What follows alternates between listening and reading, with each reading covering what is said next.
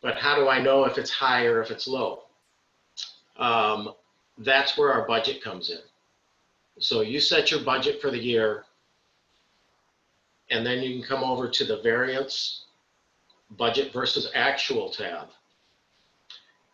And over here, we can really break it down and look on a month-by-month basis, budget versus actual, to see how our business is mapping out. You know, are we ahead of the curve? Do we need to make some adjustments? So I've tried to, again, simplify this as much as possible. Red is bad, green is good.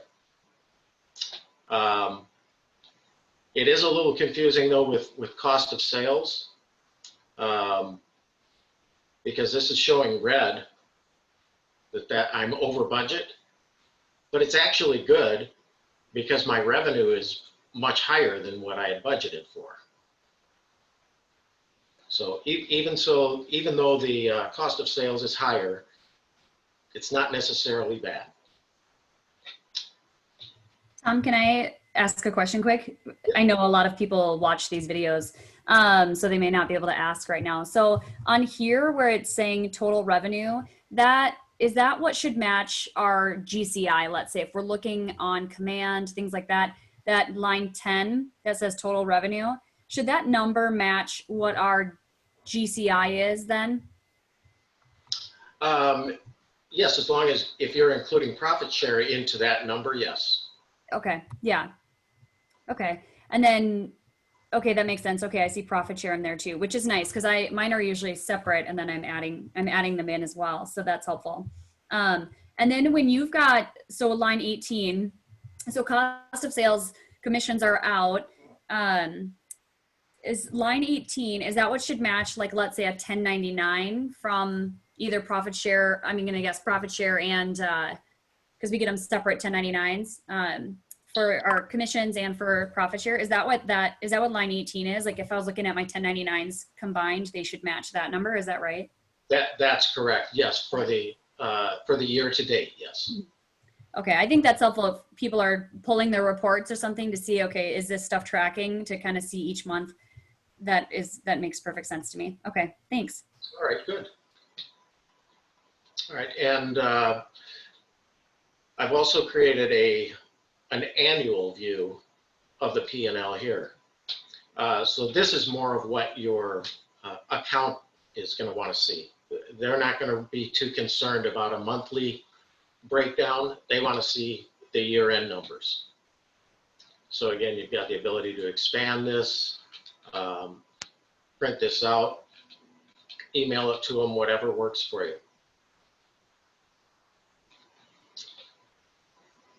All right, one other thing I've incorporated from MREA is the 30-30-40 rule. So that 30% of your revenue should go towards expenses, 30% towards cost of sales, and 40% revenue.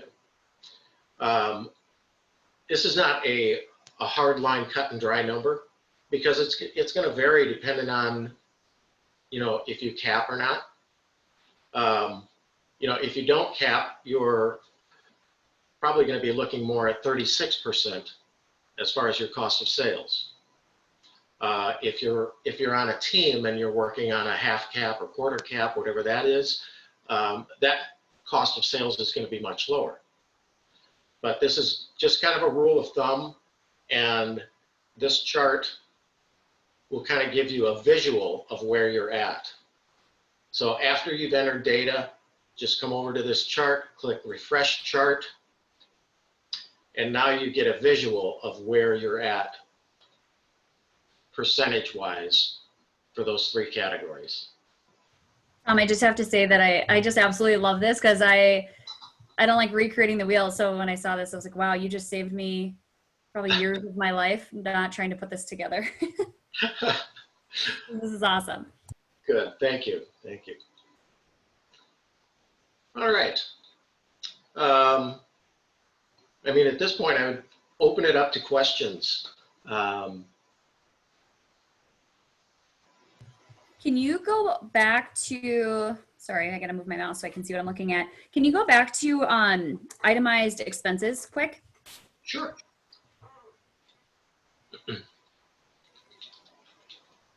So, and actually maybe, I just think this is really helpful to see how these break down. And these match MREA too. So I think this is helpful. Like if somebody has I think it's pretty self-explanatory, but if I had a question, it's like I could ask my accountant to say, hey, does this match? Or like, you know, if I am curious about what line item might need to go somewhere. I just think this is really helpful. Can you scroll down too, just so I can look at those? Sure. I know I have access to this already. So, but I think it does a pretty good job of breaking these down. But if it's like, if a question came up, you could just show your accountant, say, hey, where would I put something like this line item, if it's something that they're confused on, or that I am. Mm-hmm.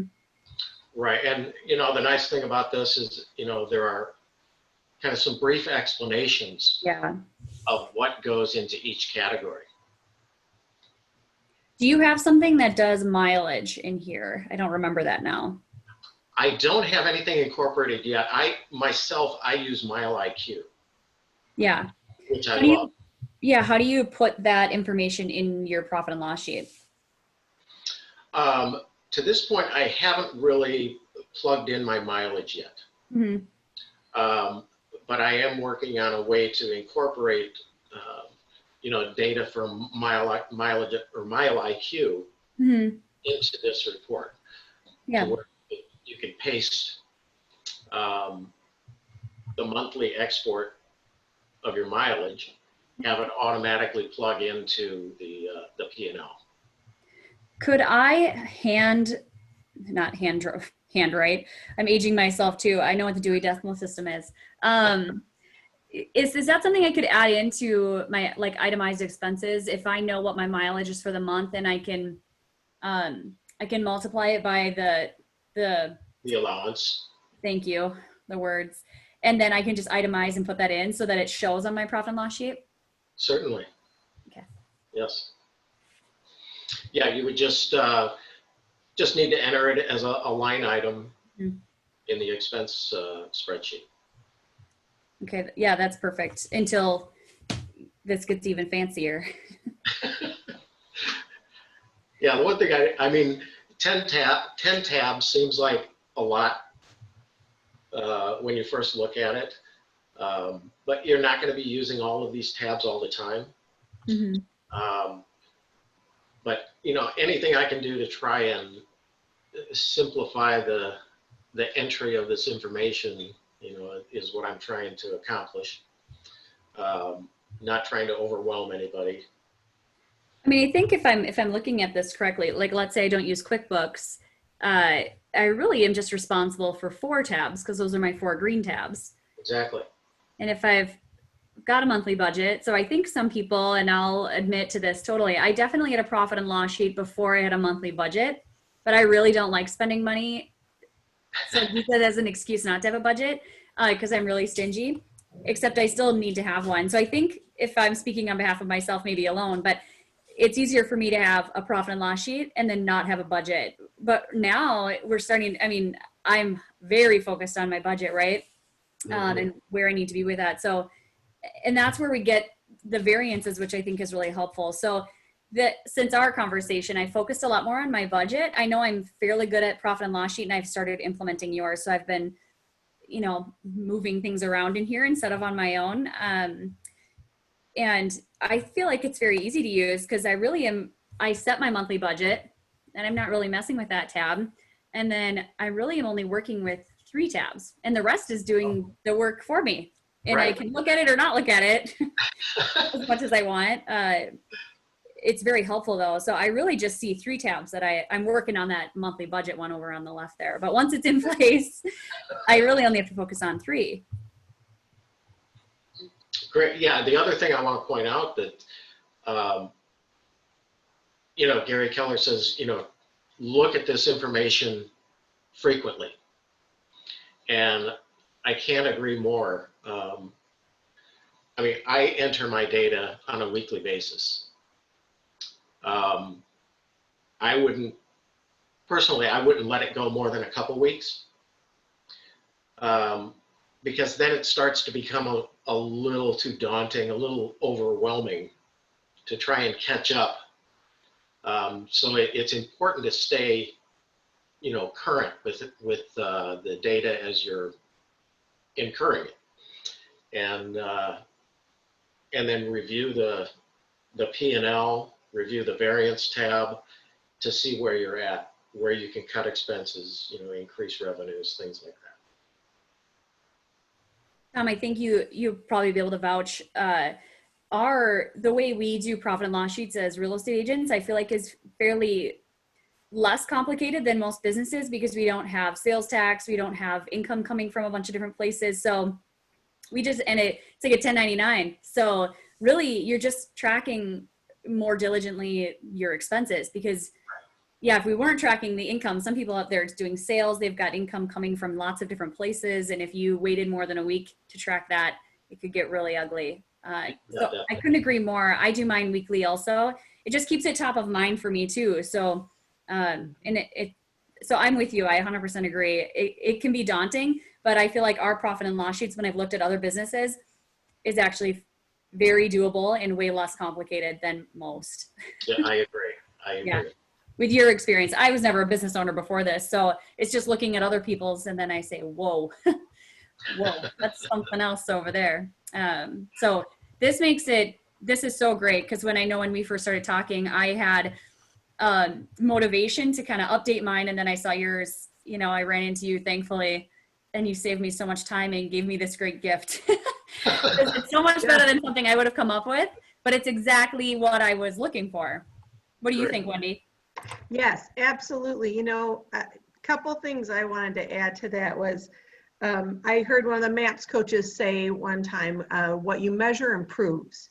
So anything you're measuring, you will start to see improvement in just because you're bringing so much awareness to it. Mm-hmm. And I know Gary looks at his numbers daily.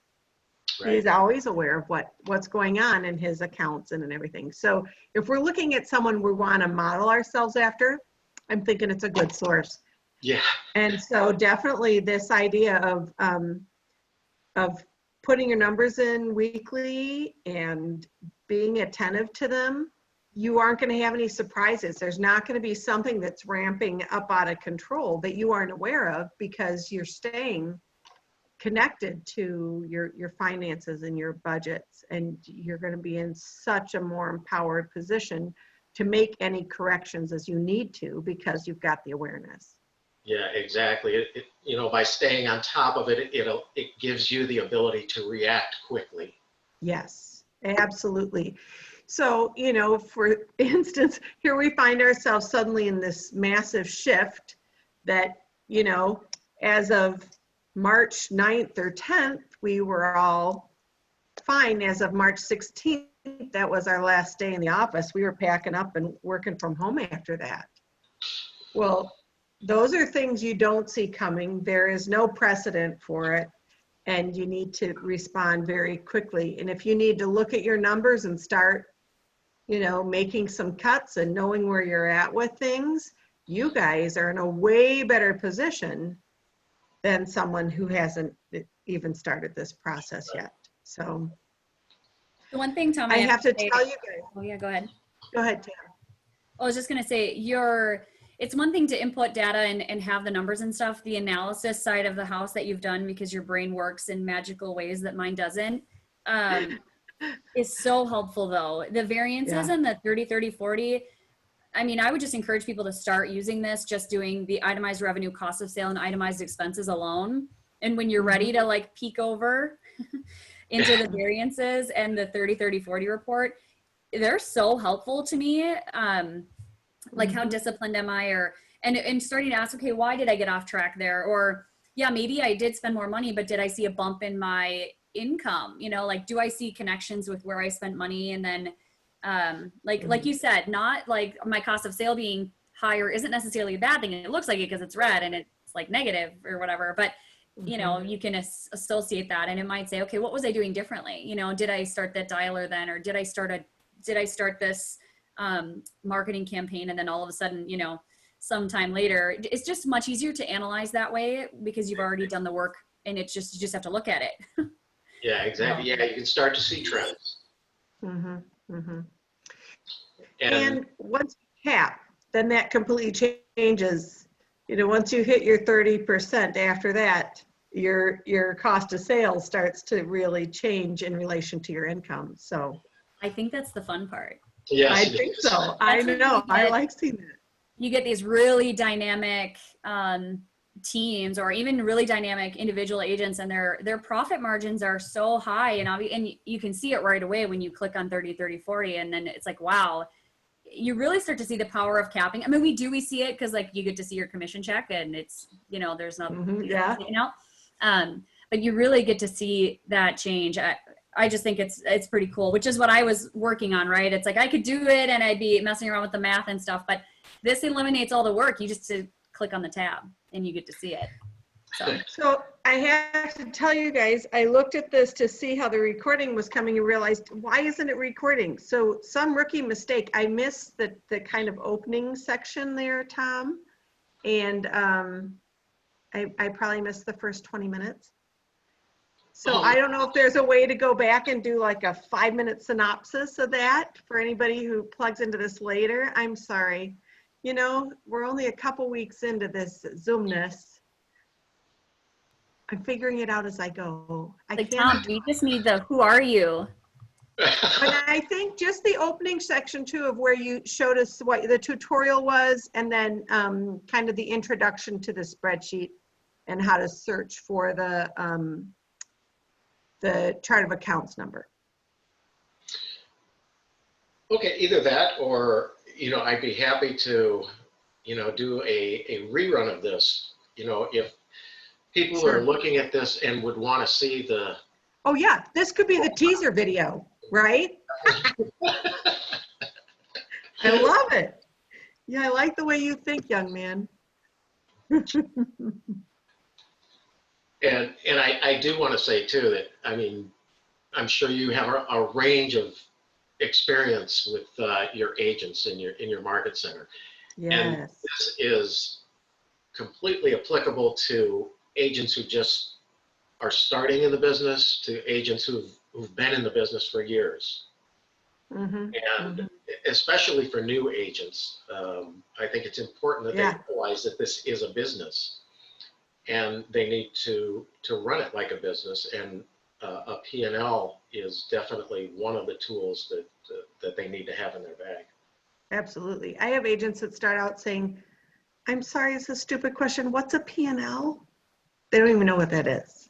And then, so that, I mean, they're really starting from ground zero. And if we can help them get started with this, establish this habit in the beginning of their business, they are so much the better for it. Without a doubt. Well, they're a lot happier come tax time too. Yes. Oh yeah. Oh yeah. Oh my gosh. So Yeah, Tom, that are you, and maybe you, I don't know if you mentioned on here, but maybe Wendy mentioned it too. Are you willing to share this with people? It's one thing to look at it, and then it's another thing to have this glorious gift on your computer that you can actually use. Are you willing to share this with people? Without a doubt. I mean, that's the reason I created it, was to help, well, not only myself, but other agents. And so yes, I'll get this over to you so you can, you know, have it uploaded to your Facebook group or however you want to distribute it. Perfect.